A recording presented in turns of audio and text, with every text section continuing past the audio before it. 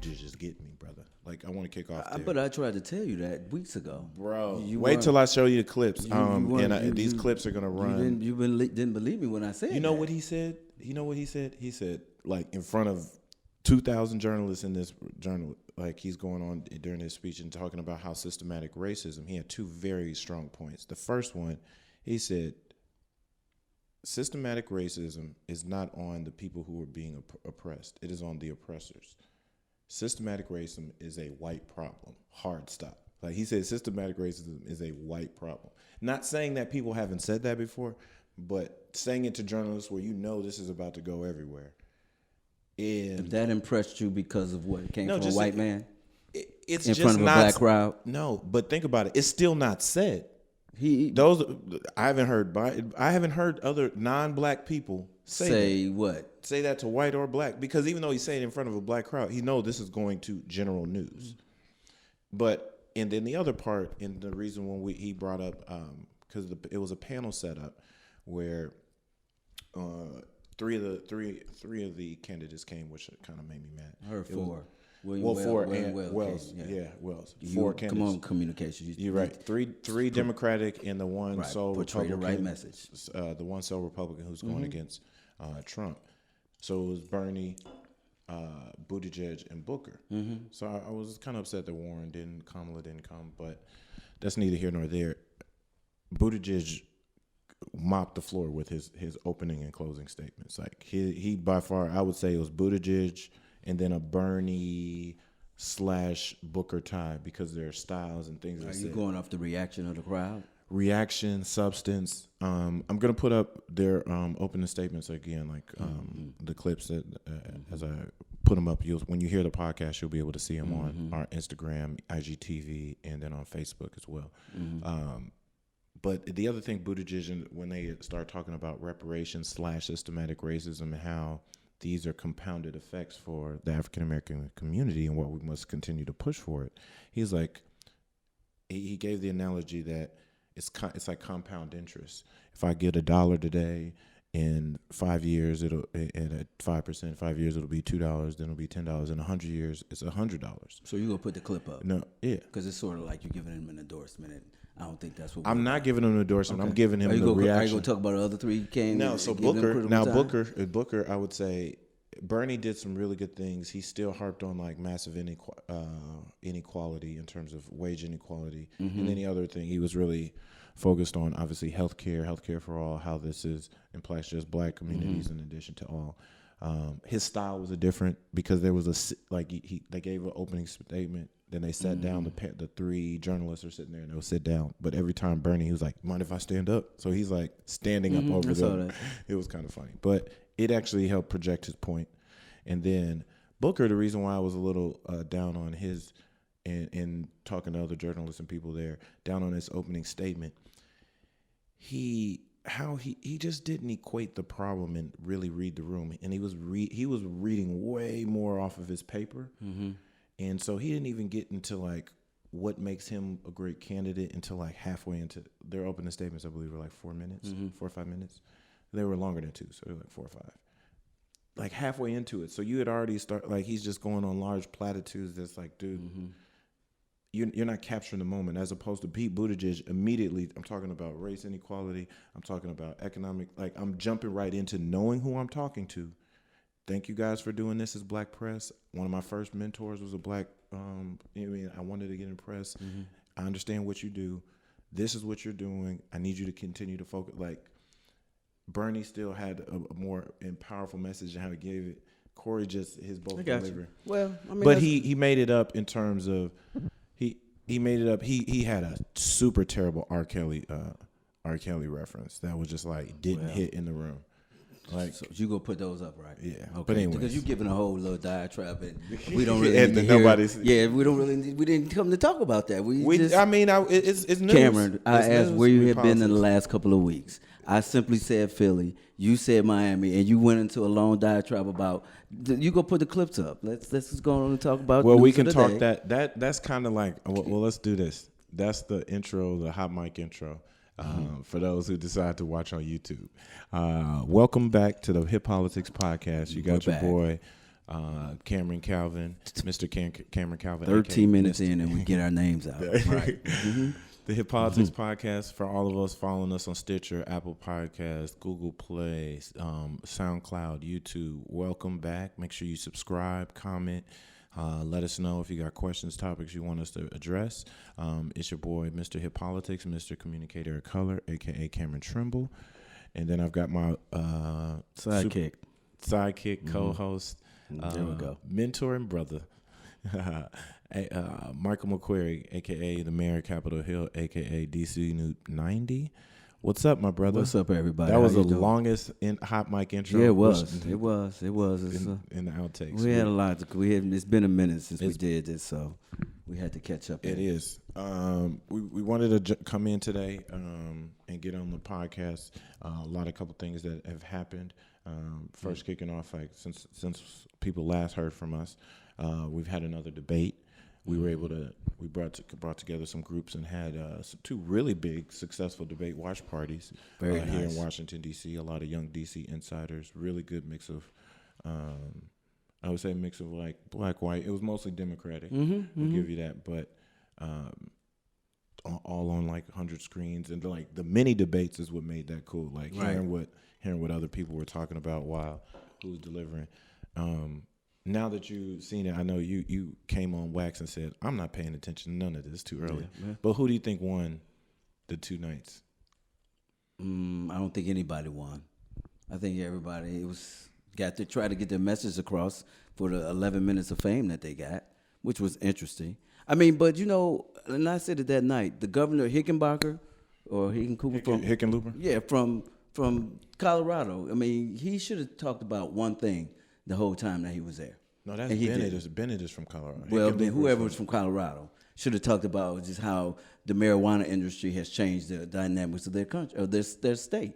I mean, on all levels, you could have talked about it from jobs to healthcare and all that stuff. But he chose to try to get into the semantics, and that didn't help it. That didn't help. But I mean, I'm glad to see that it's the next one that's going to be in Houston. In September, it's going to be down to 10 people, I think, which is going to be very interesting to see how that's going to work. And so far, 7 have qualified, yeah. And they were saying that 2 are on the cusp. So we're going to keep an eye on that. They still have allotted 2 nights in case it's going to take 2. Okay. Yeah.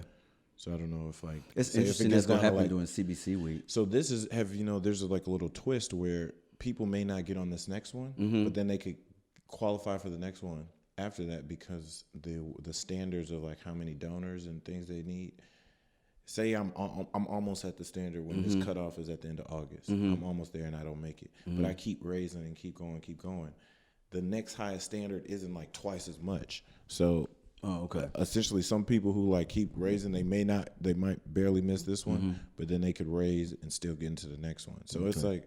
It's a little weird about these, like the rules of who's on the debate stage, but I think it's definitely still about the people. Like there was this huge gun rights forum in Iowa this week, done by Every Action.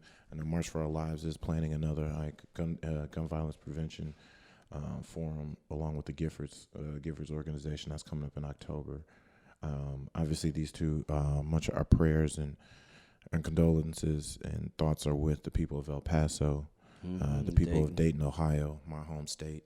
And then the president's response, like it's been a little all what over response? Man, oh man. I'm just saying. Yeah. But I would say just to put a bow on the debates. I actually thought it was the first night. It was the 2 stars, Bernie Sanders, and Elizabeth Warren just continues to sound smarter and smarter, even though she's considered supposed to be the most far left person. Yeah. Like, when you hear her talk about it, it's like she sounds together. Like they always try to say, raging liberals and stuff. It's like, no, she has some insightful ways, and she's got a little spunk. Like, I'm gonna come back at you. Like, it's not funny. She's not like, I think, and part of that is something that candidates, if you're naturally can make it make sense, be like informed with business and work, but then make it a little funny.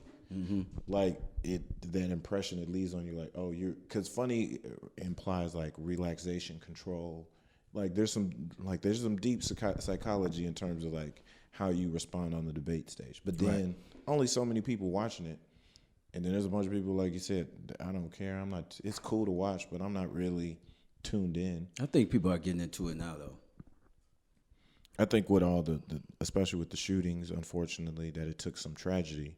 Yeah. And then to get people Trump, to pay attention. And then Trump's wild, like he's just on. I'm a wild boy. Like this fool is unhinged. Like John Kelly, for all those people who hated Sarah Sanders, John Kelly, Rance Priebus, all these different people who worked for him. At least they had him in check, because if this is what he's doing, like the type of stuff he's saying and just the going hardcore, like this Jeffrey Epstein. Like, can you believe that?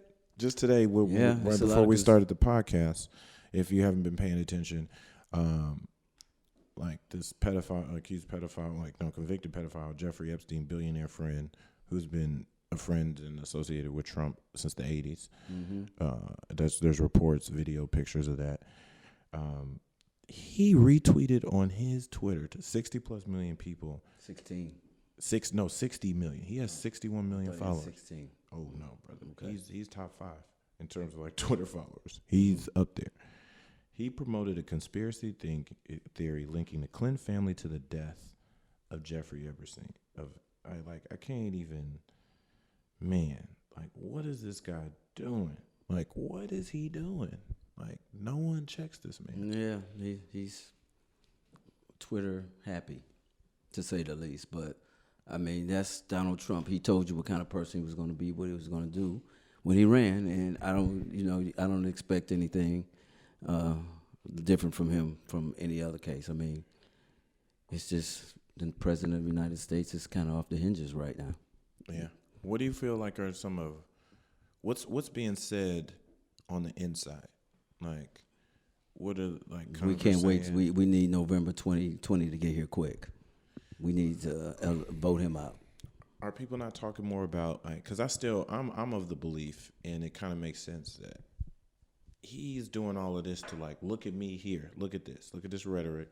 So because by his equation is whatever's on the news, like what's on the headlines, what's on Fox TV. News. No, just what's on news. I think CNN, MSNBC. He's aware and watches that. He just doesn't give it in his mind. Like, I don't know what's going on in CNN, but he's constantly commenting on. I don't know what's going on with New York Times. But he retweets Fox News. Yeah, right. That's his communications director. That's his news network. Right. But overall news, he understands what's in the main news. I don't think he does. No, he does. Like what? For instance, what I'm saying is, like, he realizes all his agencies are stripping regulations. They're doing the real work. The things that are going to hurt America. He was at a teleprompter, and instead of Dayton, Ohio, he said Toledo, Ohio. So he's not in tune with what's going on in the news. Main. I just not. I'm pretty sure that Fox News said Dayton, Ohio. I'm no seeing it, but he's not in tune with what's going on right now. He tried to, he tried to get involved into getting A$AP Rocky out of jail. I mean, but I don't think that was nothing. He got out the news. Someone told him something like that, and all of a sudden he thought it was his place to try to get this man out of jail, out in Sweden. And they said no.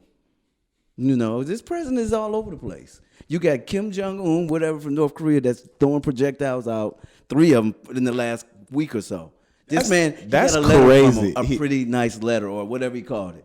Come on now. Japan is one of ever since the World War II, they've had to be one of our strongest allies and one of our biggest trading partners.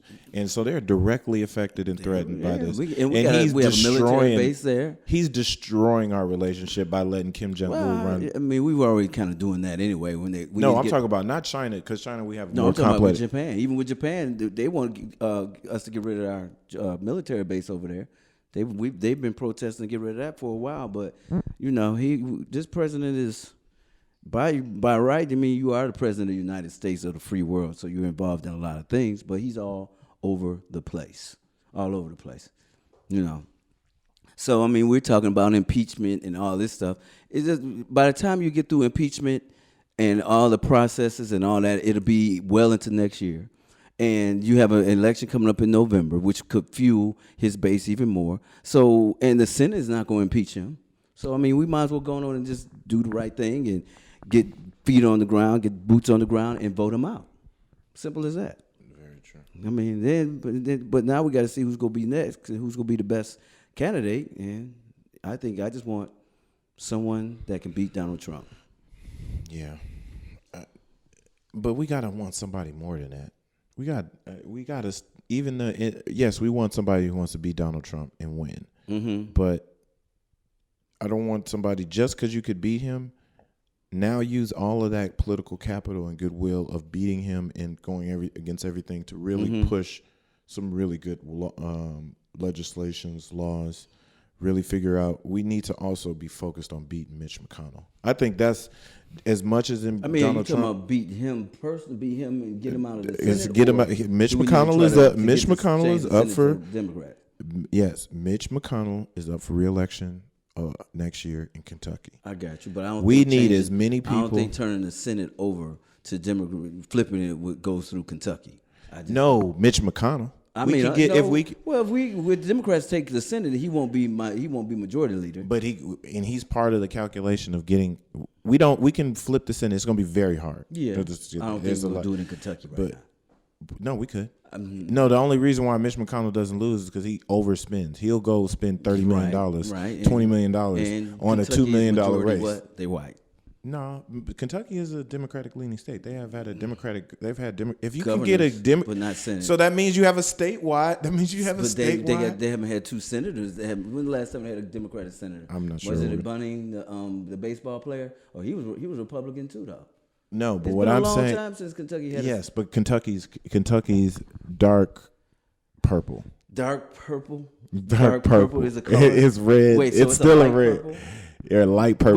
What's more red What's than light blue? Purple mean? Light purple. It's light purple. It's violet. Okay. Well, call it violet. I say this to say that. But nobody wants to be known as a violet state. Cocaine, as he's been called, Mafia Mitch, Moscow Mitch, Cocaine Mitch. Like, this guy is notorious. Okay, and I think getting Mitch out, getting Trump out is cool. But we need a leader who can take that, who's not just getting there and just do regular stuff. Like, come here and get some of this get back. Like, get our country back on track. Like, get some of our public lands back. Get some of these regulations to get clean air and clean water. Get some of these food assistance. Who are we talking about here now? Any of these people. Like, do something about Wall Street. Like, do something about proper taxes. Like, they're making them more equitable. We need more than Mitch McConnell to do that, though. No, we're going to need a president. Wendell H. Ford. Wendell H. Ford was the last Democratic senator from Kentucky. 1999. And that was when he left? Yeah. Dang. Yeah. It's like 20 years. I mean, that's not a life. Long. It's long, but it's not like a lifetime. Yeah. I say a long time. I think the fact that Mitch McConnell is so blatantly, you remember we talked about it with David when he was how his wife is sending different money there and stuff like that. I think Mitch McConnell, he was talking about David. He said it's doable. It's unlikely, but it's doable. No, I mean I think it's very doable. But I don't think Mitch McConnell is going to lose right now. I mean, so we need to look at other states that we can flip real quick. I mean, we'll see. I mean, Mitch McConnell sitting up there. He got his supporters that were groping an AOC cutout, and it was just terrible. Twitter actually cut his campaign account the other day because of the vitriol that was coming from it. Yeah, that was wild. But they immediately like distance themselves and say, "Hey, that had nothing to do with us." But I don't know. As we progress, yeah, it's almost kind of Do you feel distressed, like overwhelmed because of what? Just all. No, first of all, let me answer that question. No, I don't. But why? What should be? Sometimes when you're just like the amount of news and the amount of different things that are happening on so many different levels. So I have a secret. I mean, and I shouldn't tell everybody this, but sometimes on the weekend I decompress by not paying attention to the news. I don't watch the TV that much. So I get if it's some breaking news or something important, of course I get updated on my phone or something like that. But I try to stay away from social media and the news at least from Saturday to Sunday. as much as I can. Now, sometimes I have no choice but to keep up with the news that's going on here and other places that are important to me because of personal or work. But sometimes I just, to not get overwhelmed, because news cycle is 24/7, I just turn myself off for 2 days of it directly. But I'll listen to it indirectly. That's smart. You know, get your mind space. Yeah, you just got to, especially if you do it Monday through, you 24 hours, 24/7, 365 days a year. You just have to have some time where you just get away from it. And sometimes when I travel and I go away, I totally just take myself away from the news, or I try to catch up with the local news and where I'm at. But we can't let it get to us like this, because if the way the cycle is now, and your president tweets every day, and it's something going crazy every day, it can get overwhelming. It can definitely get overwhelming. Wow, I feel it. That's some good, especially for people who deal with. I would say that probably almost with any kind of industry. If you're on your industry all day, every day, because some people got jobs and they can go turn it off when they get off of work, right. And we're in this space of like it's constant surround sound, but I think that's kind of what. Some of what the podcast and what our job is to kind of help filter some of that back out too. Right. Real quick on this path to the Senate, there's a really great article in Vox that I'll post on the Facebook page. That technically there is a path to majority in the Senate, but it's super tough. You got Doug Jones, who ran against Roy Moore. I think he's gonna be okay. Trump has a 27% approval rating in Alabama. Yeah, it's Alabama. And it's a presidential year, so they're gonna come out and they're doing everything to suppress the vote. Who's running? Is it? I forget the guy that's running against him. We don't know. A former person that ran. Yeah. One time, okay. But no, it's Doug Jones. Who's running against? Roy Moore, the crazy pedophile. He's gonna be fine. But he might not win. I don't know who else on the Republican side is going to win. But this gonna be, if Roy Moore gets in, it's gonna be brutal on the Republican side, and that's gonna make them spend a lot of money. And by the time they get to Doug Jones, I don't know. And it depends on who our Democratic nominee is too, and who they pick for vice president. I mean, Alabama might not go for whoever the president is, but I think Doug Jones is being a very good senator. Doing very good at what he's doing. And you think Doug Jones could be vice president? No, but we should think about. We should get Dana on the show one time.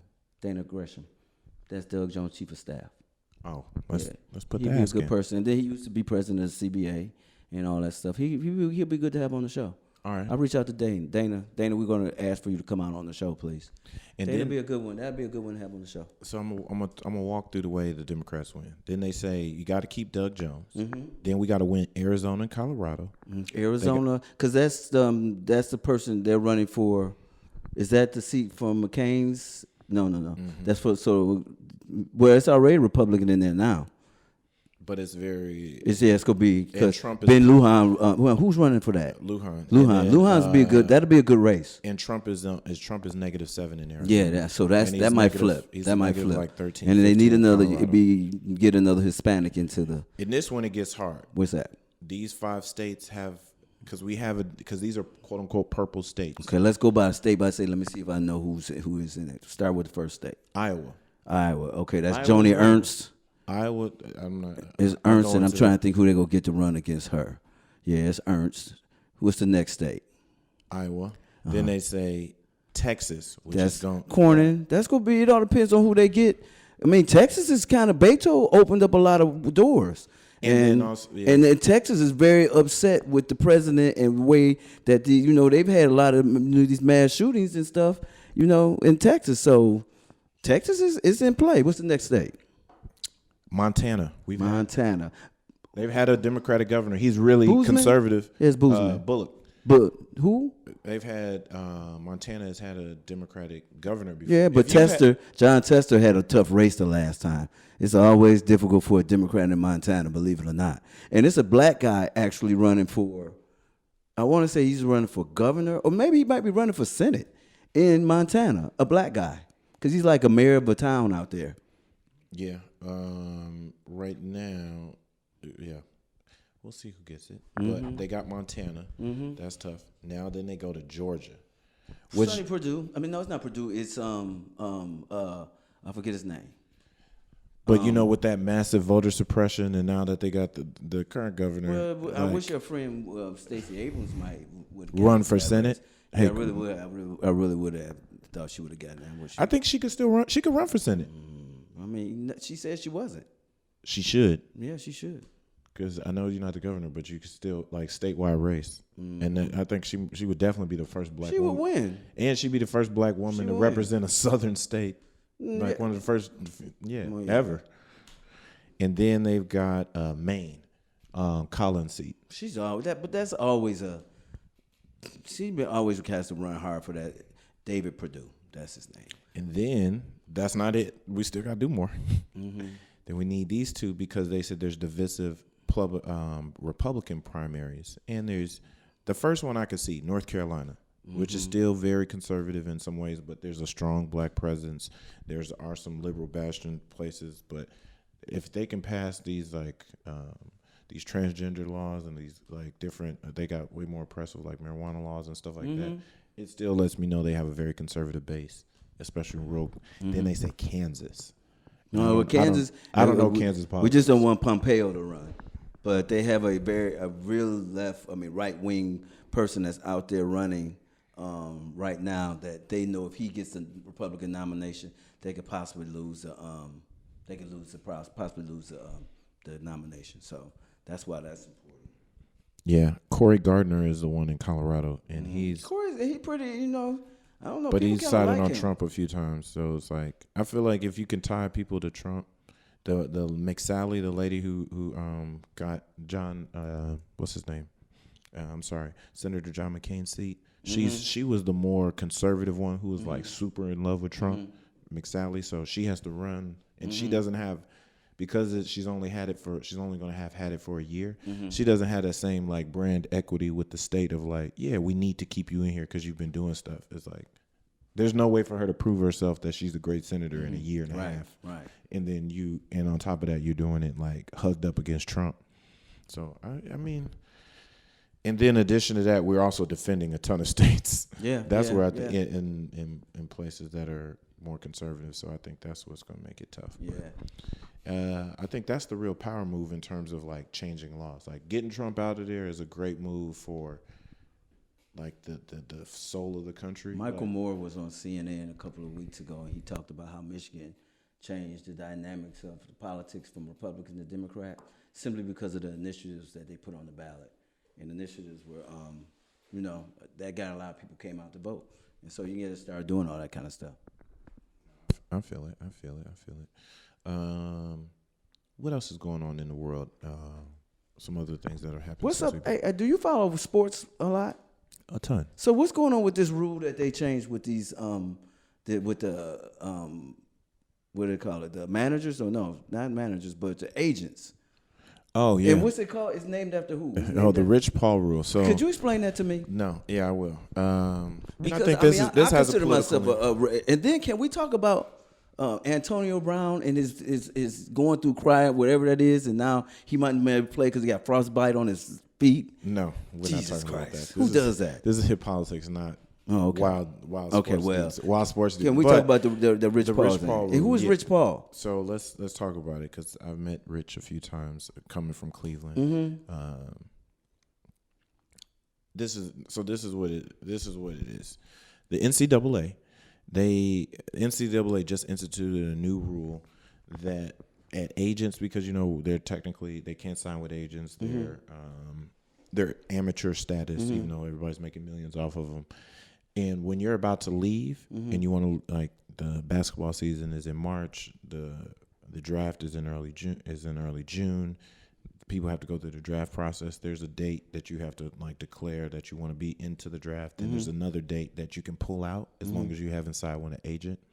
The NCAA regulates a ton in terms of the contact you're allowed to have with agents, with representatives of teams. So whether it be coaches or scouts or anything, in terms of the actual conversations you can have. And then even on coaches and so forth, there's different regulations. people find a way around it. That's when these quote unquote scandals of like, oh, such and such gave somebody $100,000 to their family to make sure they went someplace. A lot of those things are filtered through sports agencies and so forth.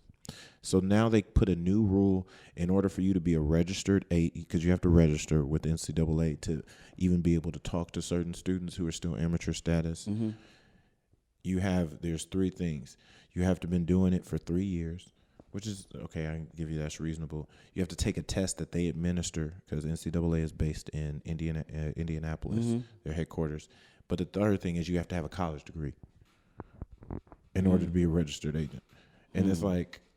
I mean, well, you just changing the culture of the profession, I guess. No, but for you to is that say, a problem? That's when they say Rich Paul, because Rich Paul didn't go to college. But he grandfathered in, right? No one's grandfathered. So in. everybody, he has to go through that. He would have to go through that to talk to. But he's one of the. He's the most. He can afford tuition. No, that's dumb.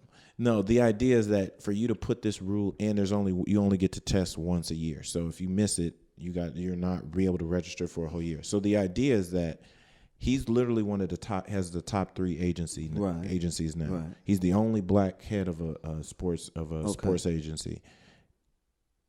This immediately is put in once he's like obviously doing all this with LeBron. He's Anthony Davis. He's getting all these top players. He's getting so much more power. They put this rule, and he just signed. Not this number 1 pick, but the last couple number 1 picks, like Ben Simmons 2 years ago. He has some of the top people, and obviously he has like this growing connection. It literally only affects him and like 2 other small time agents, 2 or 3 other small ones. But for you to, because it's a way for that old boys network of like the agents who have been around and more established, been there for 20, 30 years. Oh, like that's just an arbitrary metric. In no other job do you say you can't do business with us? Because it's not like you have to learn from us. You just can't do business with us unless you have a college degree. Like, no, you need to have a successful business. You need to have a good client line of credit. Like, no other business will say you can't do business with us. I say let's see how this works for a couple of years and revisit it after a while. No, yeah, there's already.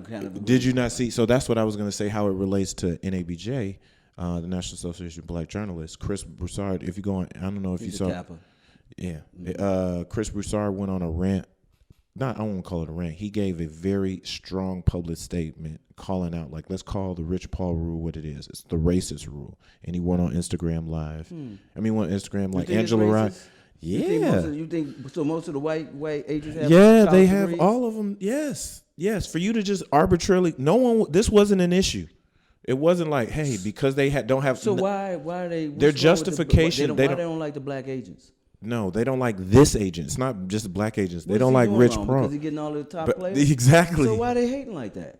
Because it gives the power to, they quote unquote, the players, LeBron. Because Rich Paul is about player empowerment, player mobility. He comes from the LeBron tree. They feel like the power center. How are you going to tell someone they can't sign with this agent because he doesn't have a college degree? So are you saying the NBA is not going to recognize him? No. It's not the NBA. It's NCAA, and they can still say no. Hear me out. What the rule is preventing.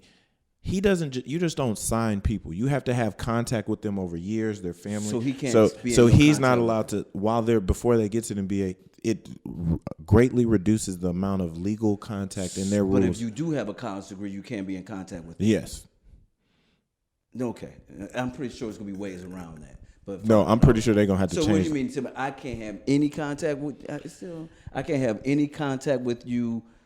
What about if I own my sports agent company and I have someone in there who does have a college degree and all that stuff? Can he go and contact you on behalf of my company? Here's a quote. It says, many agents and college basketball analysts agree the regulations, which the NCAA said are intended to ensure players receive experienced counsel before foregoing their college eligibility. So the NCAA is trying to say that because you don't have the college degree means you have experience, like you're experienced. That's what they're trying to equate it, not the actual work your agency is doing. So once a player declares for the NBA, he can go get an agent. He can go talk to that person. No, he has to. Yeah, no. This is before he declares. Before, and so that's once he does declare, he can go talk to. But by then, if for a year and a half, All these other people have been talking to me, doing things, giving me But counsel. why I can just wait till I and just say that's what I'm now you're with. Thinking about a 17-year-old who's about to be a top 10 pick. His Right. world is about to change. Right. He has so many more influences. I want the guy that has LeBron and Anthony Davis. You're giving them a lot more credit than they worth in the sense that think about it like this. These are families, whether they're poor, middle class. No. Just their hear me out. These people, these students, they get to talk and learn from everyone else except for the one person I think I want to go to. And by the time they get there, if I've been talking to you and building a relationship with you for 9 months or a year, just because you represent LeBron, yeah, I kind of want, but I don't have a relationship because being an agent is way more than just what you're doing for everybody else. It's the relationship. I'm in college. I shouldn't really be having no relationship with no agent like that at this time anyway. Yeah. Well, it's everybody across the board says the idea of this is it's intended to lessen the influence of Rich Paul and other young agents. Because a lot of the new agent class is young African Americans. To me, it might boomerang in the wrong way because to me, you let me know who the top ones are and who I need to sit there. And then the other reason is the NCAA is trying to protect its assets and keep people in college. No, this is the other reason. This is the other reason. They said the NCAA is making it riskier for athletes to explore a career in pro basketball. Why are they worried about something like this and then they couldn't protect the gymnastics, the women? Because of the money, they're not the money makers. They're not. There you have it. They're not. It's about money. It's all about money. It's about money and control. Right. Basketball and football. Well, maybe we should just boycott the NCAA. I think that's why the NBA. What if every school said, "I'm not. I'm going to." Oh, the school's not going to do that. That's why not? Because that's where the schools get the revenue. Well, okay, but sometimes schools it's the players. You're going to have to stand up for so something. Here. That's why I said you need to go and watch the Chris Broussard his speech because this is what. No, hear me out. Hear me. You got to. I hear what you're saying. So his proposition was all these top athletes, especially in basketball and football, because those are the ones who are the most powerful ones, all start committing to HBCUs. Yeah. If 1 year we should have been doing that. Yeah, we should have. But now this gives you, if for 1 year you committed to that, the financial power structure of the NCAA would shift because they are built on talent. And if the most talented people, especially in basketball, where it only takes you need two or three dope players, you could be the best team in the country. Okay. If they all went to Howard, if they all went to Southern, if like Jackson State. Yeah, if the top 50 players, if they split up and 2 or 3 of them all went to HBCUs, and so each HBC, like maybe the top 20 basketball teams, HBCUs, all had 3 of the top 50 players. Mm-hmm. They would mop everybody else, or at least they would be way more competitive. Because Duke and Kansas, they play those small schools. It's just they got usually much more experienced coaches than like top players. Gotcha. Okay, but what else is new? Yeah, but that's what's going on with the Rich Paul rule. But I want to wrap up with one more thing in hip hop that I've been following. This Meek Mill thing. I come back to Meek Mill a lot because I think he's kind of like that perfect mix of like. No, he's not perfect. I didn't say perfect, man. Perfect mix. You said perfect. Hold your mic, man. I can hear you. You can still hear me. No, you can't. I can hear. Trust me. I'm trying to include your sound. Perfect my brother. Mix. Okay, what about? No, just of like real. He's obviously in the culture and fully putting on the hip hop, but he's also fully involved with some things that are high level politics. Because he has no choice. He has a choice. He has. I guarantee you, if he wouldn't have got arrested for all but that now now he's a free but man. He had a choice. His case has been dropped. Had he not had a record, I don't think he would be on this platform right now. I'm just saying. No, it is God God works in mysterious ways. You think that's God working? Yes, because now for him to get arrested was God's work. Man, let's not dive off. But yes. Okay, all right. You think so? You don't think so? I don't think so. I don't think that was God's plan. I don't. But I digress. I need. You needed that. I need a little substance, but.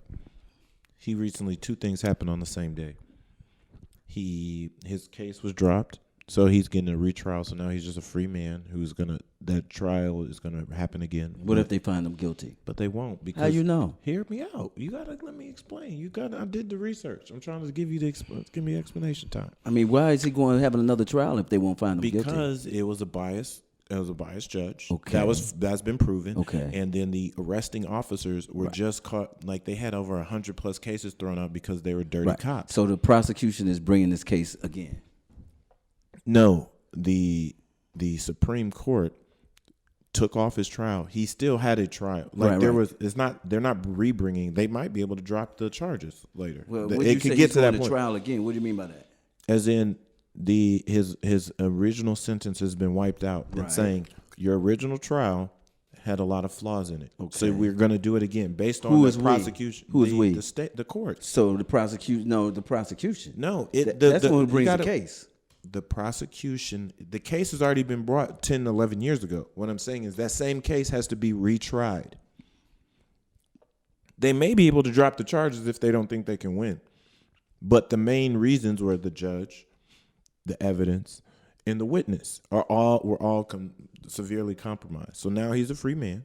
On the same day, he just signed a major record deal with Roc Nation to have his own label, Dream Chasers. And then his Reform Alliance has had some new sentencing and bail processes like overturned in Pennsylvania. Like they're really making moves with that. And like trying to put some initiatives on the ballots across the country. I just think it's dope. And he dropped some new music. He got some more music coming. Good. But shout out to Meek Mill and the work he's doing. Yeah, I just wanted to do a quick hit today.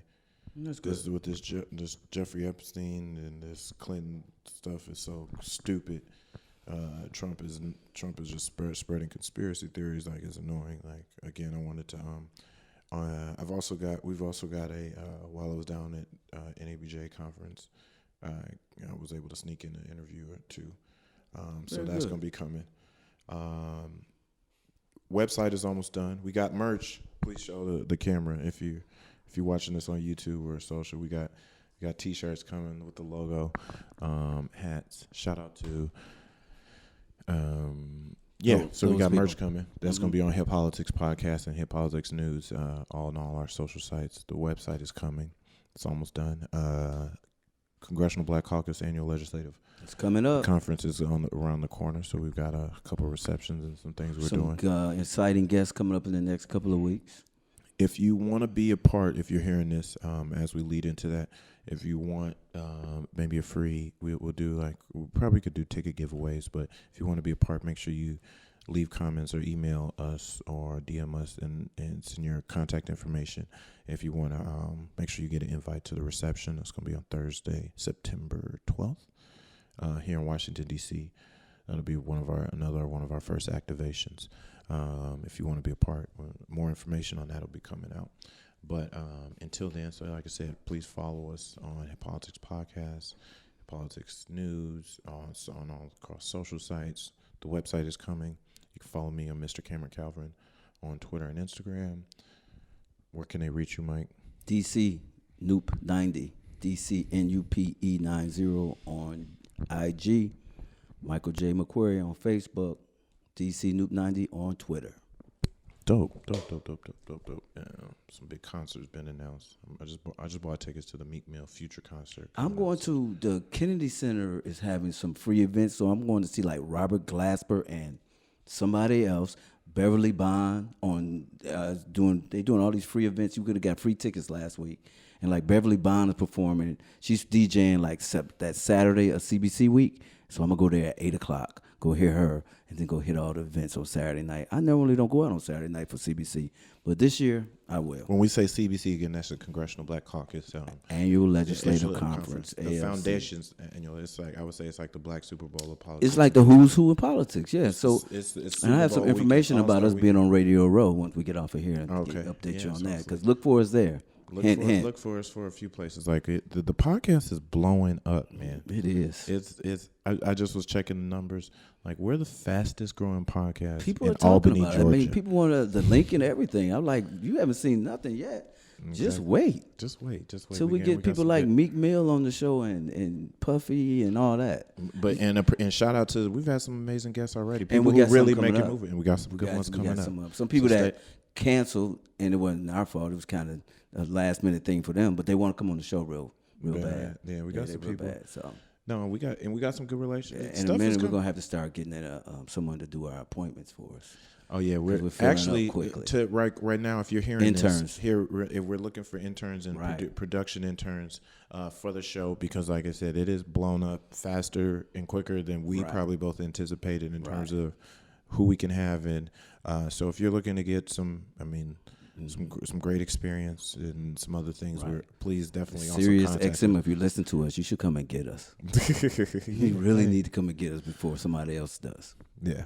We'll just put that in the ether. Just put that out there in the universe. But yeah. So you can find me. I thank God, I'm gonna be in DC for a few weeks. Wow, really? Exactly. Really? I think in the last. You say that now, but you go hit me up and be like, I'm bored out of time. Since mid-May. You've been traveling. I've been out of DC. Mm-hmm. So you're talking about in the last 60 days. Mm-hmm. I've been out of DC. 30 of them. 30 of them. 30 of them, legit, me, like not even. Yeah, it feels weird. Like my bed don't even feel the same. Yeah, getting used to these hotel beds. Going off on a tangent now. Let's stick to no, sorry. Well, as we're rolling out. Oh yeah, I'm listening heavy to this new Rick Ross, Port of Miami 2. He has a lot of old school beats and a little more cinematic stuff. So I've been rocking that for the last few days and so forth. So that's just what I'm listening to. And you listen to anything? I'm still on Anderson .Paak. Anderson .Paak better get this Grammy. I'm still on at least a BT. Matter of fact, I'm glad you said that because the nominations should be coming out soon. It's in February. This month is the last month for them to send your stuff in to be nominated. I know that. So it should be coming out. No, I think they do it in November. Yeah. They do it. But they announce it. Yeah, but you had to have your stuff in by last week or sometime. It's funny I know that, but yeah. All right. Well, thank you. Make sure you tell a friend. This is the God's Plan video. I like, people have been commenting on, like, I've seen a few comments like, oh, y'all got some cool videos in the background. Like, this is how the optics. Yeah. But he did that in that was all in my yeah. Down in Shalala, she should be blowing up. She got her name was all up in there. I mean, it was last year though. But anyways. All right, you all. Thank you all for listening through this. This is one of those different kind of podcasts, but me and my brother needed to just talk for a little bit. We had to get. I was supposed to have been gone a long time ago, but time is important. Time is important. On that note, thank you for listening for another episode of Hip Politics Podcast, and we're out. Peace. No filter, IG pic, no filter. You could get the no filter. I'ma tell her how it is, no filter. Shorty, you the no filter. IG pic, no filter. You could get the